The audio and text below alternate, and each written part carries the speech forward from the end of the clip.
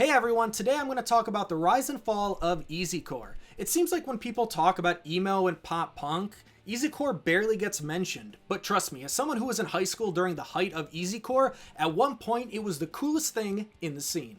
In this video, I'm going to go over the early years of Easycore, the bands that made it popular, the forgotten pioneers, why it faded away, and the current state of Easycore. Part 1 is going to be, what is Easycore? First, we have to answer two questions. That one, what is Easycore? And two, where did the word Easycore come from? So what is Easycore? Easycore, also known as heavy pop punk, is pop punk with breakdowns. It can also include screaming, synths, gang vocals, and long funny song titles. Songs were mostly about friendships, summer, relationships, pizza, and hating your hometown. Oh, and you were required to have at least one acoustic love song on your album. Easycore is basically what's in between pop punk and hardcore. So now we know what Easycore is, but where does the word come from? Well, the word Easycore comes from this 2008 tour with New Found Glory, the International Superheroes of Hardcore, A Day to Remember, 4 Year Strong, and Crime in Stereo. So naturally you'd think that one of these bands would be the first Easycore band, and you'd be kinda right. Most people say that New Found Glory is the first Easycore band, but that's not entirely true. New Found Glory is a pop punk band. We all agree on that. But for Easycore, everyone points to New Found Glory's song At Least I'm Known for Something from their 2004 album, Catalyst. The song has breakdowns, gang vocals, and what I would call, as a person who is not a drummer, Easycore drums. So this is a unique situation where the first Easycore band is the song At Least I'm Known for Something by New Found Glory. And the more and more I think about it, that's pretty cool. I couldn't find anything where New Found Glory is talking about Easycore and their place in Easycore history, so if somebody's going to be interviewing the band soon, can you please ask them if they even know that they created Easycore? So now that we know what Easycore is and who started it, let's talk about the pioneers of Easycore. The big four of Easycore in no order are A Day to Remember, Set Your Goals, 4 Year Strong, and Chunk, No Captain Chunk. A Day to Remember was the first band to release music with their 2005 album, and their name was Treason. And looking back on not just that album, but the early Easycore years in general, it's funny that something as simple as having screaming vocals and clean vocals on the same song was this fancy new thing that was taking over the scene.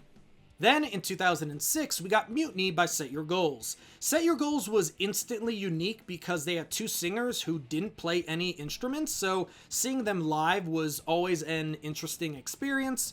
Now, Mutiny stood out because, unlike And Their Name Was Treason, it just had a more fun, upbeat summer tone. In 2007, we got what's easily the best Easycore album up until then, 4 Year Strong's Rise or Die Trying. This album had everything we now associate with Easycore: upbeat catchy songs with plenty of sing-alongs, breakdowns, dual vocals, fun song titles, and most importantly, this album just had a lot of great songs. I remember hearing Sad Enough to Say Alone That I Can Barely Light a Match, but Together We Can Burn This Place Down for the first time, and it was instantly stuck in your head, and it instantly kind of became an anthem. It was the ultimate hanging out with your friends song. Well, at least until 2011, but trust me, we'll get there. In 2007, we also got the Wonder Years' Get Stoked on It, which is an album that the band really doesn't want the world to remember, and for the most part, people really don't. The Wonder Years' next few albums are the ones that began an entire pop-punk revival, so those obviously get remembered a lot more, but oddly enough, the song that I remember the most, it's not even on this album, but it's from a split EP, Through Two Hearts, about Steve Irwin. That was a song that got shared a lot on forums back then. After the debut albums from Set Your Goals, 4 Year Strong, and A Day to Remember, all of those albums were a little bit rough around the edges, but all three bands that I just talked about went back in the studio and perfected the Easycore sound on their next albums. First up was A Day to Remember with Homesick in 2009. I can't stress enough how popular or memorable those opening gang vocals were on The Downfall of Us All. Everyone talks about Knocked Loose's Arf Arf, but those gang vocals on The Downfall of Us All Those were Arf Arf before Arf Arf. Homesick is just the perfect mix of pop punk and heavy music. It was pop punk enough to be catchy and you could sing along to it, and it was heavy enough where the metalheads didn't really feel embarrassed to listen to pop punk. I don't know how it was for everyone else who was young at the time, but A Day to Remember was the band that led to the most arguments in school. The metalheads didn't really like that people called A Day to Remember metal, so the pop punk kids got defensive about it. But looking back on it, A Day to Remember really did bridge that gap. It was something that metal fans and pop punk fans could enjoy. But if you wanted to be a gatekeeper and make fun of a band, A Day to Remember, at least in my school, was the band that got made fun of. Also in 2009, Set Your Goals gave us This Will Be the Death of Us, which most people agree is the best Set Your Goals album. This album really showed that Easycore didn't just have to be about friendship and pizza. You can have a song like Gaia Bleeds where Set Your Goals talks about climate change, the way that humans treat the planet. The song itself and the lyrics always kind of reminded me of a Propaganda song. The song was an example to the scene that you could make a very serious Easycore song and it could be the best song on your album. In 2010, 4 Year Strong released Enemy of the World, and like I said earlier with Rise or Die Trying, 4 Year Strong just had a way to perfect the Easycore sound. This album has what I call the 4 Year Strong song, and probably the Easycore song, Wasting Time, Eternal Summer. Right around the time that this song was released, my friends and I, we were all getting our licenses, and this is the song that we blasted in our cars all summer, at parties. Wasting Time was definitely, for me and my group of friends, the song of the summer. Now it's the time you've all been waiting for. In 2011, a little band called Chunk, No Captain Chunk, released their album, Something for Nothing, and the second song on that album was a little song called In Friends We Trust. I was there during the primordial years of social media and emo and pop punk being discussed on social media. This song was everywhere on all the forums, Tumblr, Facebook groups. It was one of the original emo and pop punk memes. And trust me, you could just take the thumbnail from the music video and pick out a kid that was in high school and was even just a casual fan of emo and pop punk at the time, and they might not know the song or the band, but they're gonna remember that thumbnail.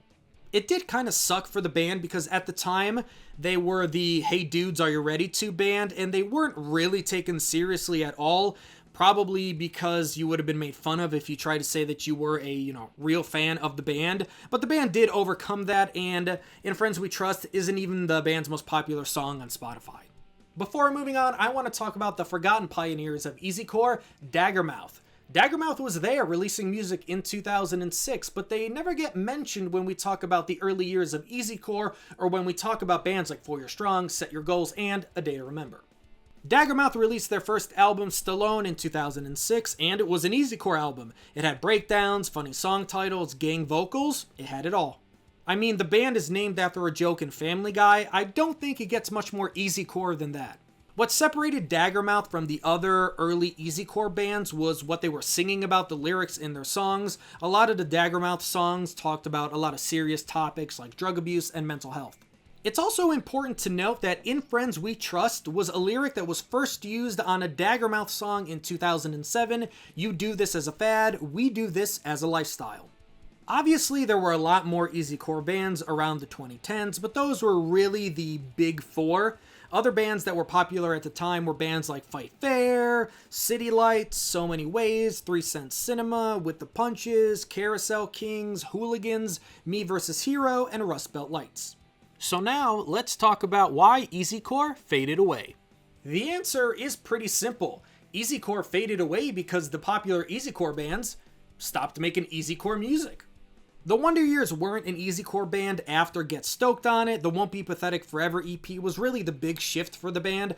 After that, they went on to start the 2010s pop punk revival. Set Your Goals released Burning at Both Ends, which was a pop punk album, and I know a lot of fans hate this album, but it's really not as bad as the internet would make you believe.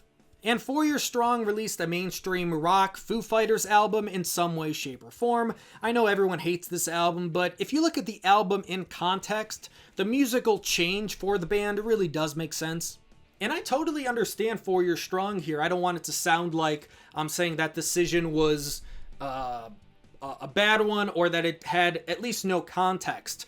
This was 2011, and Four Year Strong had already conquered the underground emo pop punk easycore scene, so I can see them in a big corporate record label conference room and someone in a nice suit saying, hey guys, you did all of that, it's time to become a mainstream rock band and make a mainstream rock album. Again, this was 2011. I totally understand the decision. But what Four Year Strong didn't know was that even in 2011, there was almost no mainstream outlet for rock music. Emo, pop punk, punk rock, you know what I mean.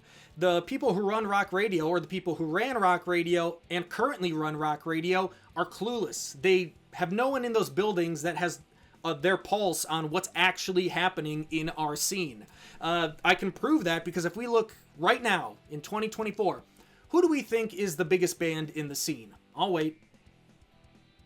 It's Knocked Loose, right? Like, we all agree right now this is Knocked Loose's a moment. I haven't seen a band in the scene get this popular so quickly in a long time. And again, it doesn't really matter whether you consider Knocked Loose metal, metalcore, screamo, whatever. I'm talking about, a new up-and-coming rock band.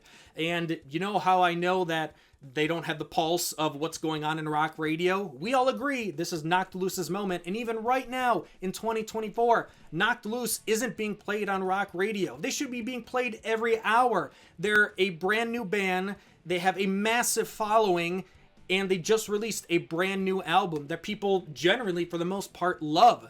Knocked Loose is growing in spite of rock radio completely ignoring them because they're blowing up on YouTube, on social media, and TikTok. It was the same kind of thing in 2011. Four Year Strong just didn't know it. Oddly enough, the band that kept most of its easycore elements was the band that became the most popular and the band that became the most mainstream. It was A Day to Remember. Sure, some people might say What Separates You From Me leans a little bit more pop punk, but the album has screaming and breakdowns. It's a heavy pop punk album, which, again, is easycore. I was in high school for Homesick and What Separates Me From You, and I can tell you from firsthand experience, Homesick was popular, sure, for the, kind of the more hardcore fans. Maybe the metalheads were kind of aware of it. The pop punk, the goth kids kind of knew what was going on. But with What Separates Me From You, the popular kids heard it, and that was it. It was their first kind of intro to aggressive music. What Separates Me From You is the album that made A Day to Remember a mainstream band. And like I said earlier when I was talking about the Wonder Years, the scene moved away from the fun easycore sound to the 2010s emo and pop punk revival, and the easycore era was over. Despite what you might think, easycore is still around. It might not be the cool genre that it once was, but easycore is still here. Bands like Settle Your Scores, In Her Own Words, Driveways, Knockout Kid, Meet Me at the Altar, Abandoned by Bears, Lonely Avenue, Cleveland Avenue have all released easycore music at least semi-recently. One band I want to single out is Hit the Lights. Now, most people know them from Skip School Start Fights or This Is a Stick-Up, but their last album, 2015's Summer Bones, is pretty easycore. I mean, just listen to the song The Real. I wanted to single Hit the Lights out because out of all the kind of current bands that I would say are playing easycore, I think Hit the Lights, by all the numbers, is the most popular. They've been around the longest too. I mean, Hit the Lights has been around since like 2004, and it's kind of crazy that their most popular song is Effed Up Kids, which is from Summer Bones, which is a, easycore adjacent album, I guess, if we want to get technical. So if you're thinking, Michael, why are you bringing this up? Hit the Lights broke up. They're not even making new music. Well, they recently posted on their Facebook that they're back in the studio. So who knows? Maybe there's an easycore revival right around the corner. Will easycore ever be popular again?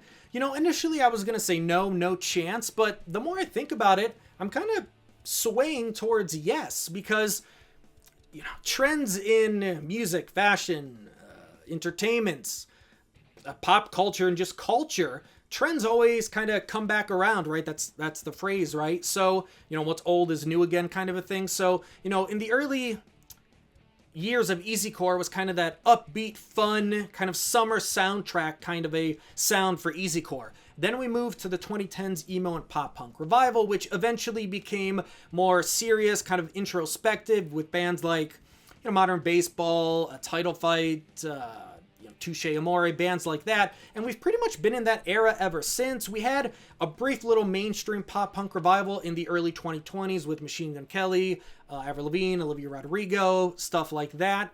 But maybe the scene will swing back into a more simple, fun pop punk sound. And with the way that we consume music, where a 15 to 30 second clip of a song can go viral on TikTok instantly, maybe the next thing that goes viral is a breakdown, and Easycore's back. And that was the rise and fall of Easycore. Please like the video if you enjoyed it. It really helps me out, really helps the channel out. I talk about emo, pop punk, and punk rock, all of that kind of stuff on the channel. So if you like any of that and you haven't subscribed, please do. Tell all your friends. And as always, thanks for watching.